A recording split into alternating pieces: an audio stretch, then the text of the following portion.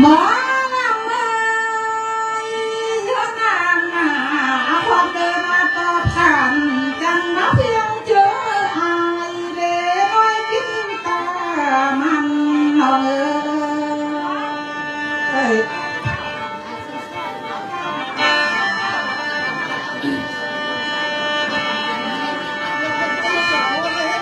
ไล่มา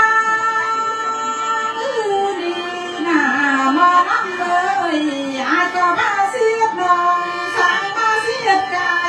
รักแค่น้อง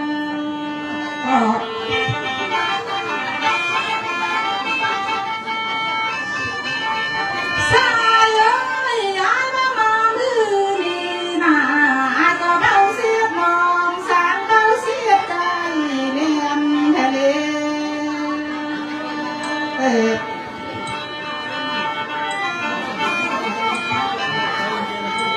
ไอ้กะสิจะตักหน้าเต็มตายก็คงเขาและบ่น้อยเลยเมืองไกลน้องเอ้ย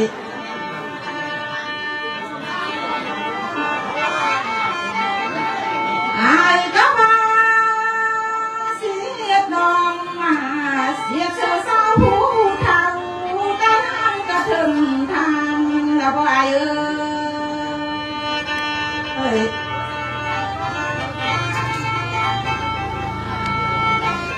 ไอ้บ้ามานี่นะไอ้บ้าลำลึกน้องนะ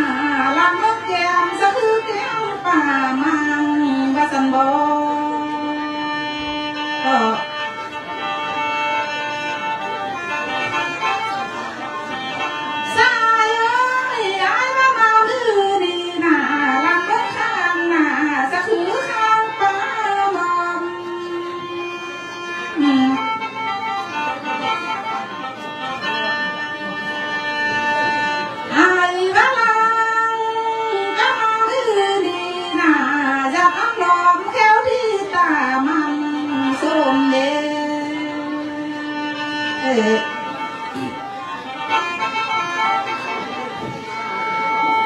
แม่เธอว่ามีจริงเธอบ่สุ่มหัวสุ่มเอ็ม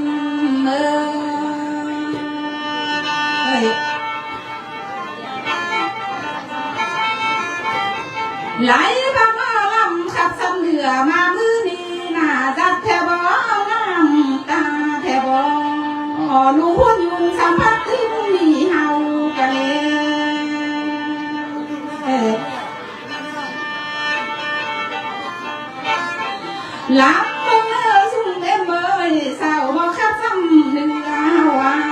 ห่างตาเก่าเม็ดสามต้นแมงลัน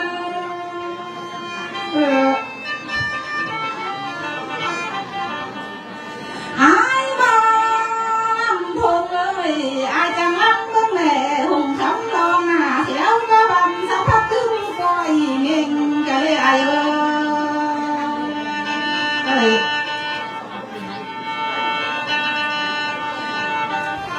เมื่อนี้สุดที่เจอทะเลไอ้ฮักน้องต้นไอ้ทำหานางบ่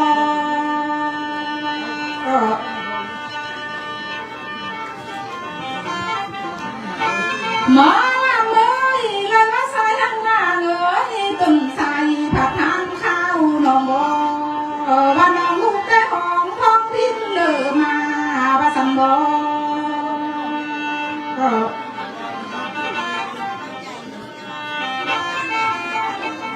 ไอ้ก็ทำข้าวน้องบ่ว่ามาแต่เนื้อ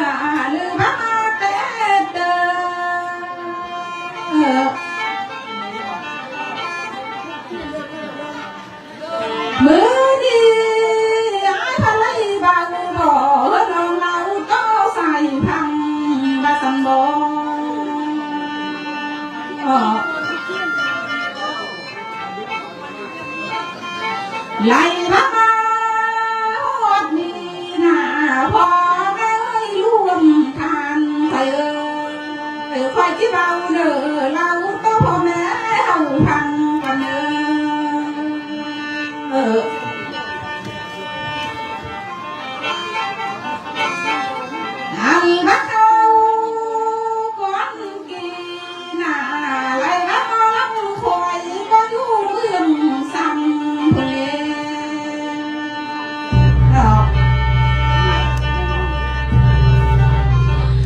ไล่บักนาคนนำหน้ามองน้ำเลยน้องอยู่เมืองซ้ำเด้อแค่หัวพันเป็นซื่อได้เด้อ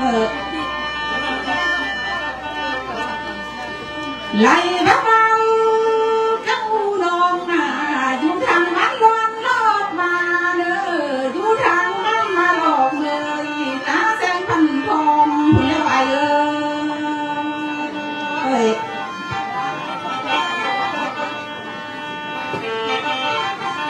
แต่บ้านน้องอยู่หุ่นนาเห็ดกินพันน้องมาเด้ออายเอ้ยอยู่บ้านเจ้าน้องนาเห็ดขาพันน้องคือเอาเงินเสียแล้วอายมาลังน้องเอ้ยน้องอยู่เมืองซ้ำเตือนให้พาไทยบ้านล้วนกะเลย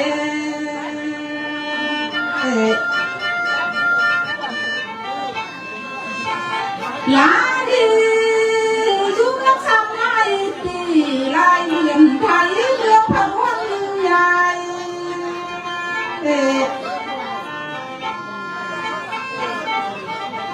ไหลบ้างมาปี2,000นานาน้องจะพายทงวาลีเพียมซ้ำมาเนื้อไอ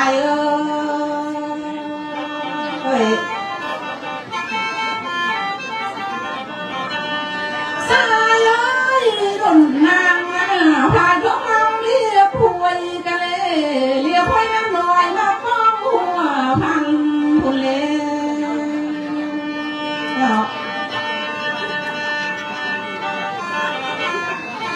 ลาดีจะไม่ลูกแต่นำจะป่าพันห้างแรงมาเด้อคนดีน้องเอ้ยอายบ้านน้องเอ้ยนางจังลูกแต่แข็งสะหัวพันจังเต่า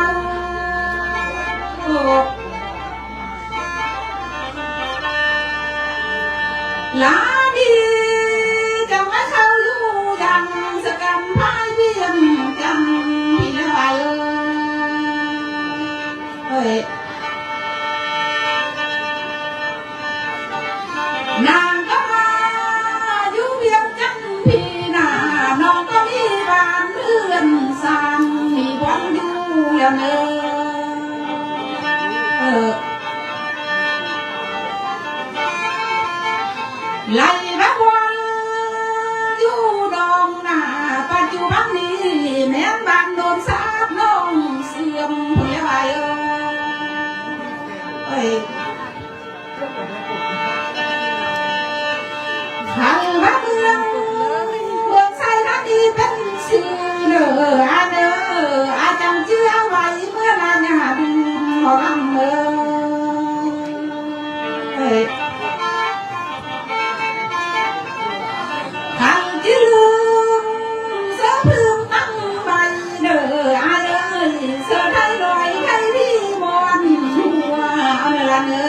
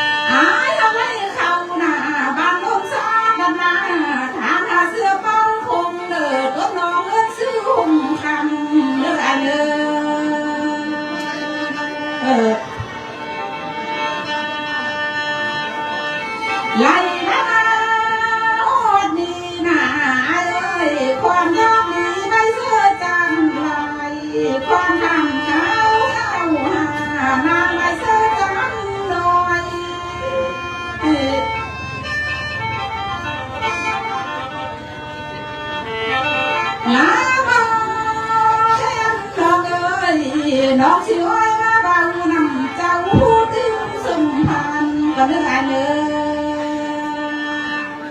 ยไล่บ้านี่นาเพื่อทักเทียนที่เสื้อเบอร์ลานมาแล้วเพื่อเทียนซื้อเทียนสั่นเสื้อลานเบอร์อ้อย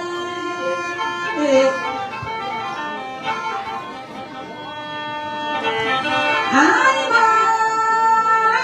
น้องเอ้ยเพื่อทักเทียนซื้อหน่อยมาเสื้อแอมมือนางแล้ว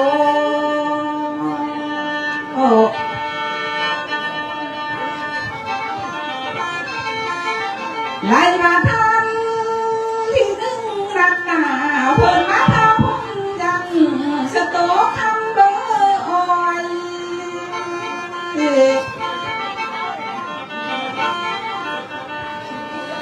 อันมาโตแต่น้อยเอิ้นเสื้อไออินแปงเด้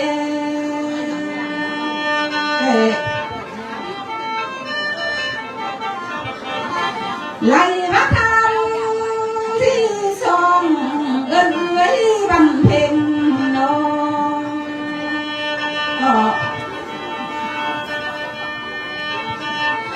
ไล่มายิ่งเป็นพงเอ้ยบำเพ็ญนี่นาเพื่อไล่ลูกกะห้องสะพองทิ้งเรื่องไก่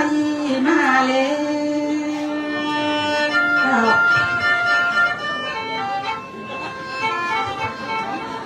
เพื่อทอยมาแต่ไก่แสดงเมืองนอกผู้หนามาแต่อเมริกาผู้เล่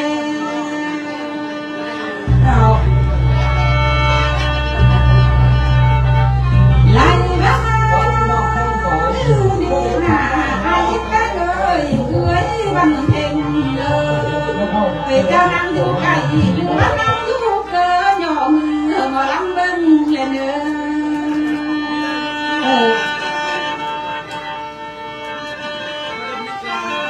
ไล่บ้าดีนาเวลาก็มาแต่ไก่มาทำบุญสร้างเจ้าเนื้อทำทางแค่น้อง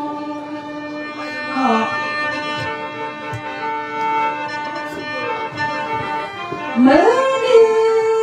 ไอ้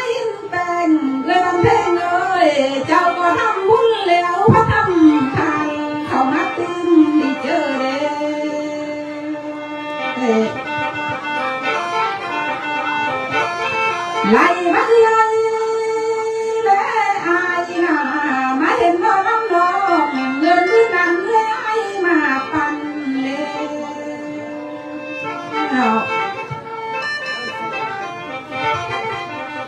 ไล่มาดีนาไอ้แป้งเอ้ยบันเพ่งเอ้ยเงินลอยเสียเลยไอ้พังเลยมาปวดที่เจอ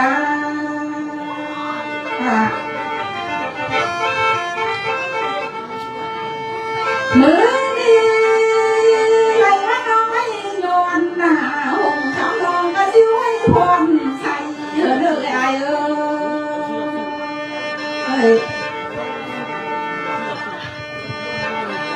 น้องที่ไว้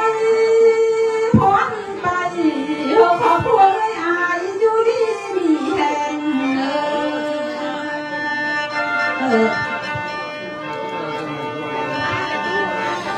นาตานีเมื่อนาอายยิ้มแป้งเอ้ยเอ้ยบำเพ็ญ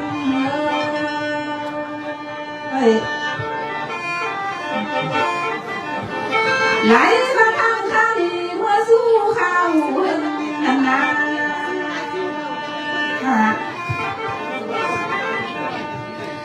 เลยอายจังอยู่ที่เด้อพันปีอย่าเดินลาอยู่คือหลังยอดเสาผาคุ้มกันมาหนุ่มคนนี่เด้ออาย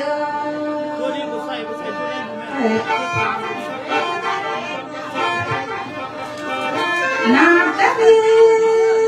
เมื่อนาอายยิ้มแป้นเอ้ยเอ้ยบันเพ็ญเอ้ยจะจับดูเท่ากินแทนลูกไม้ปันเจ้าเนื้อ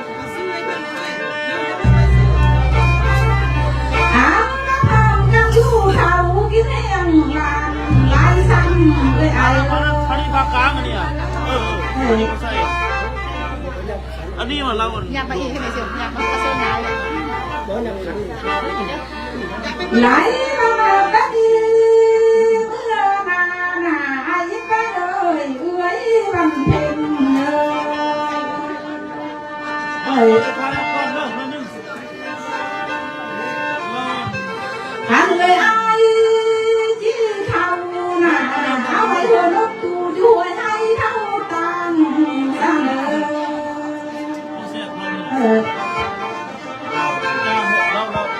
เราจริงที่เราไปนะ ไอ้แพงเลยบังแพงเลยผัวเมียสู้ที่เขาหน้าเอาไว้เถอะโหลยางฉันรู้หัวหน้าเขาเปลี่ยนย่างเรานี่นะสมควรอ่ะหอมไหลเหี่ยวอยู่นำทั้งเพียงลายพี่เอ้ยอายเอ้ยเจอบุญเราเลย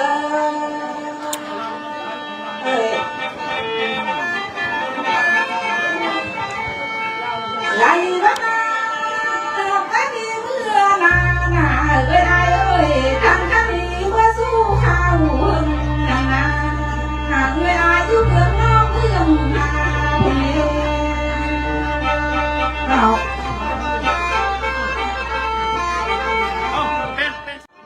พี่เนาะเห็นน้ำอุ่นทิ้งมาอะไรพี่ไหลบ้าเอ้ยแม่อายน่าอยู่อเมริกาคุณนาก็อยู่ลีมีแห่งอยู่เสือห้องคุณรับห้องเรื่องหา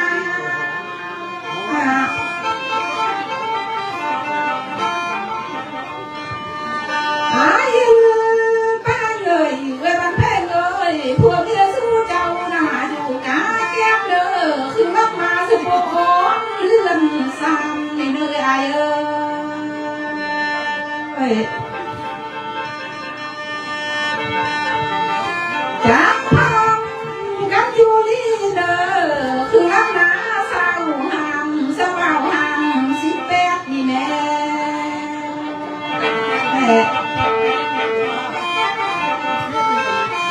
น่าจะดี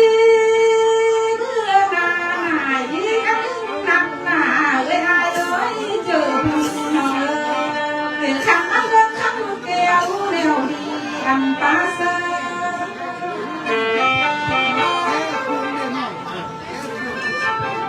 สิ่งเดิ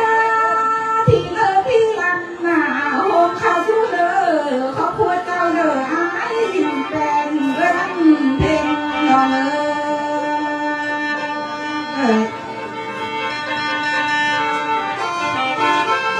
ไหล